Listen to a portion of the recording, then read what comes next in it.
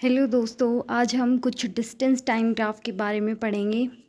सबसे पहले हम देखते हैं कि जब ऑब्जेक्ट रेस्ट पे होता है तो कैसा ग्राफ बनेगा। तो जो टाइम है वो एक्स एक्सिस पे डिनोट किया जाएगा और जो डिस्टेंस है वो वाई एक्सिस पे आएगा। जब रेस्ट पे कोई ऑब्जेक्ट होगा इसका मतलब टाइम तो चेंज हो रहा है। देखो टाइम यहाँ पे कितना होगा, 0, 1, 2, 3, 4, लेकिन डिस्टेंस जो है वो सेम है। इसका मतलब ये किस पोजीशन को डिनोट कर रहा है, ये रेस्ट पोजीशन को डिनोट कर रहा है। अब आते हैं यूनिफॉर्म मोशन पे। Equal distance in equal interval of time. ये हमारा डिस्टेंस है वाई एक्सिस पे और टाइम जो है वो एक्स एक्सिस पे है। जैसे मान लो यहाँ पे 0 था, अगर यहाँ पे टाइम कितना है 2 सेकेंड और यहाँ पे कितना है डिस्टेंस 5 किलोमीटर मीटर जो भी है, तो इसका मतलब है कि इक्वल डिस्टेंस ट्रेवल हुआ है इक्वल इंटरवल ऑफ टाइम में। तो ये जो स्ट्रेट लाइन है ये यूनिफॉर्म मोशन को डिनोट करेगी। आगे है non uniform motion. Non uniform motion means unequal distance in equal interval of time. इसमें क्या है, ग्राफ जो है किसी भी शेप में आ सकता है क्योंकि यहाँ पे अनइक्वल डिस्टेंस है और अनइक्वली टाइम है। आगे है, ये भी जो है नॉन यूनिफॉर्म का ग्राफ है। आगे हम डिस्कस करेंगे velocity time graph. Velocity time graph में जो यूनिफॉर्म मोशन का जो केस आता है उसमें क्या होता है कि जब यहाँ पे हम वेलोसिटी की केस में क्या देखेंगे कि स्पीड जो है वो हमारी कांस्टेंट रहेगी, मतलब वेलोसिटी जो है वो कांस्टेंट रहेगी, लेकिन टाइम जो है वो तो चेंज होगा। तो इसीलिए जो ये ग्राफ जो है यहाँ पे डिस्टेंस टाइम का ग्राफ जो है ये रेस्ट पोजीशन के लिए था, लेकिन यहाँ पे जो ग्राफ बनेगा जो एक्स एक्सिस के पैरेलल में होगा वो यूनिफॉर्म मोशन का होगा।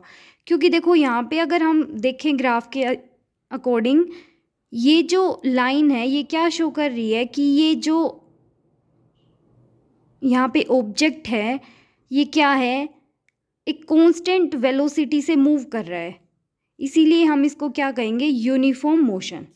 आगे है यूनिफॉर्मली एक्सेलरेटेड मोशन। ये जो है equal distance in equal interval of time में जो वेलोसिटी आएगी वो स्ट्रेट लाइन को शो करेगी।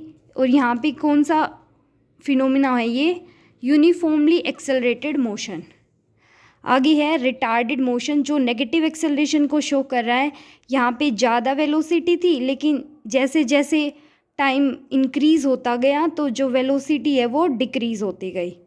आगे ये भी जो है ये किसको डिनोट करिए, uniformly accelerated motion when velocity जो है इनिशियल जो वेलोसिटी है वो फाइनाइट हो।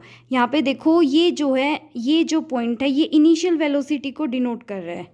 तो यहाँ पे इनिशियल वेलोसिटी तो क्या है, फाइनाइट है, और यूनिफॉर्मली एक्सेलरेटेड मोशन को ये जो स्ट्रेट लाइन है ये डिनोट कर रही है। आगे है non uniform motion, non uniform acceleration sorry. तो यहाँ पे देखो कभी इंक्रीज़ हो रहा है, कभी कांस्टेंट है, कभी डिक्रीज़ हो रहा है। तो ये जो दोनों ग्राफ हैं ये नॉन यूनिफॉर्म एक्सेलरेशन को शो कर रहे हैं। अब हम डिस्कस करेंगे कि जैसे देखो डिस्टेंस और टाइम में क्या रिलेशन होता है। डिस्टेंस डिवाइडेड बाय टाइम हमें क्या देता है, स्पीड, स्पीड देता है ना। तो अगर हम ये देखें कि डिस्टेंस टाइम ग्राफ हमें क्या डिनोट करेगा कि ये हमें इसकी स्पीड के बारे में बताएगा, ठीक है। और अगर हम ये देखें कि स्लोप क्या देगा डिस्टेंस टाइम ग्राफ का, तो देखो डिस्टेंस मल्टीप्लाई टाइम, कोई रिलेशन नहीं है डिस्टेंस और मल्टीप्लाई टाइम के इसमें, तो कोई भी मतलब कोई भी क्वांटिटी नहीं मिलेगी हमें। लेकिन आगे देखो वेलोसिटी टाइम ग्राफ में वेलोसिटी मल्टीप्लाई टाइम, वेलोसिटी क्या होता है, displacement, displacement divided by time, sorry velocity divided by time क्या होता है, एक्सेलरेशन। क्या होता है acceleration, rate of change of velocity divided by time, ठीक है। तो ये जो ग्राफ है ये क्या शो करेगा, एक्सेलरेशन को शो करेगा।